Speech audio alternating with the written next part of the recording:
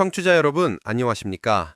깊이 있는 증시 분석을 통해 투자의 길을 안내하는 팟캐스트 증시 내비게이터입니다. 저는 진행을 맡은 이트렌드입니다.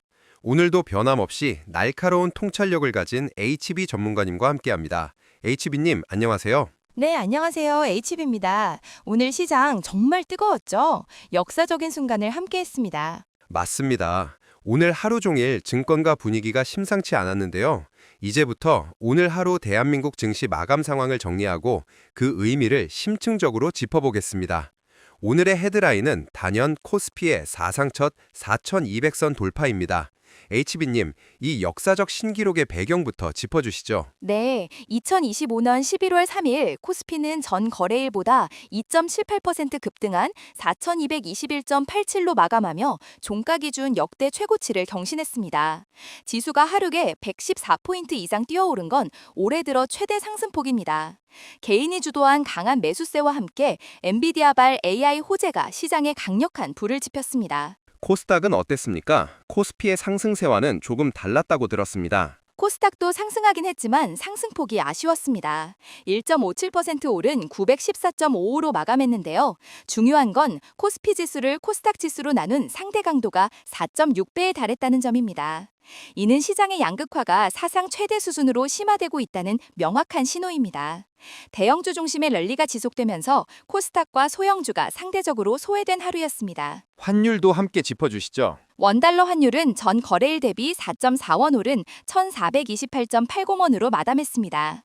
원화 약세가 지속되며 환율 불안정성은 여전한 모습입니다. 오늘 시장의 주도 세력이 누구였는지 수급 동향을 통해 자세히 알아보겠습니다.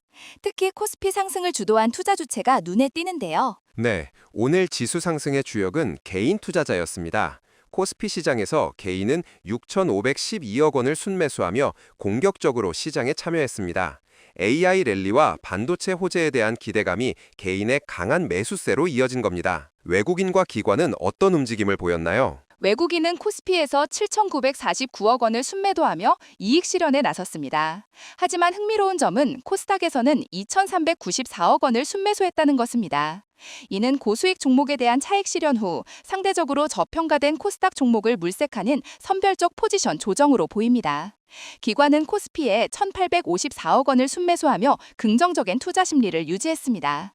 기관 역시 코스닥에서 제한적인 순매수를 이어가며 중기 성장성이 있는 우량주에 집중하는 모습을 보였습니다. 정리하자면 최근 수개월간 외국인과 기관이 이끌던 코스피 랠리가 이제 개인의 적극적인 매수로 동력이 옮겨가고 있다는 분석이군요. 시장의 에너지가 어디로 집중되었는지 오늘의 핵심 섹터와 특징주를 살펴보겠습니다. 오늘의 상승장은 단연 IT, 그중에서도 반도체 주도의 장세였습니다.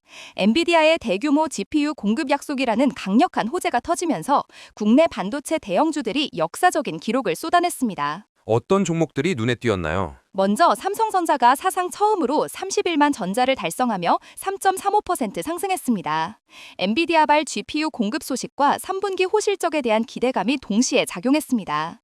그리고 오늘 시장의 하이라이트라고 할 수 있는 SK 하이닉스는 무려 10.91% 폭등하며 역사적 신고가를 경신 60만 닉스 시대를 열었습니다.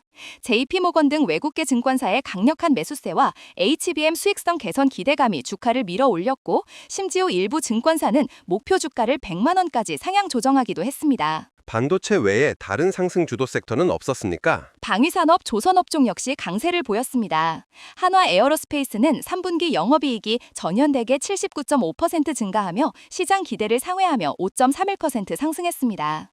HD현대중공업과 한화오션 등 조선주도 업황 호황에 힘입어 견조한 상승세를 이어갔습니다. 또한 IT 플랫폼 업종에서는 엔비디아와의 AI 협력 기대감을 안긴 네이버가 4.67% 상승하며 긍정적인 움직임을 보였습니다. 반면 소외되거나 하락한 섹터도 있었을 것 같습니다. 네, 대형주 쏠림 현상으로 인해 코스닥 시가총액 상위 종목과 소형주 전반이 상대적으로 약한 흐름을 보였습니다.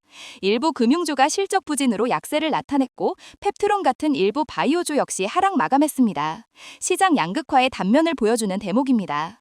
오늘 증시를 관통하는 핵심 동인과 뉴스를 짚어보겠습니다. HB님, 오늘 시장을 움직인 가장 중요한 키워드를 꼽아주신다면요? 두 가지로 압축할 수 있습니다. 첫째는 AI 칩 버핏으로 상징되는 엔비디아의 한국 시장 전략입니다. 젠슨 황 CEO가 한국 정부 및 주요 기업에 약 14조 8천억 원 규모의 GPU 206만 장을 우선 공급하기로 약속했습니다.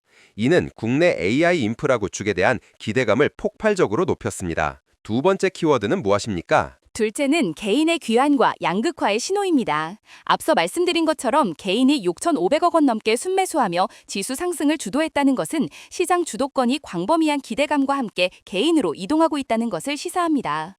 하지만 동시에 코스피 코스닥 격차가 사상 최대치인 4.6배로 벌어지면서 대형주 촐림에 따른 양극화 심화와 조정 리스크에 대한 경고음도 울리고 있다는 점을 잊어서는 안 됩니다. 오늘 주요 뉴스 5개도 빠르게 정리해 주시죠. 네, 정리하겠습니다. 첫째, 엔비디아 GPU 206만 장 한국 공급 약속. 둘째, 한화 에어로스페이스 3분기 영업이익 79.5% 증가로 호실적 기록. 셋째, 코스피 사상 최고 4,221.87 마감. 넷째, SK 하이닉스 60만 원 달성 및 목표가 상향. 그리고 다섯째, 삼성전자 11만 원 달성입니다. 모두 AI 칩 수요 강세와 국내 기업의 긍정적인 실적 모멘텀과 관련된 소식들입니다. 역사적인 기록을 세운 오늘 장막입니다.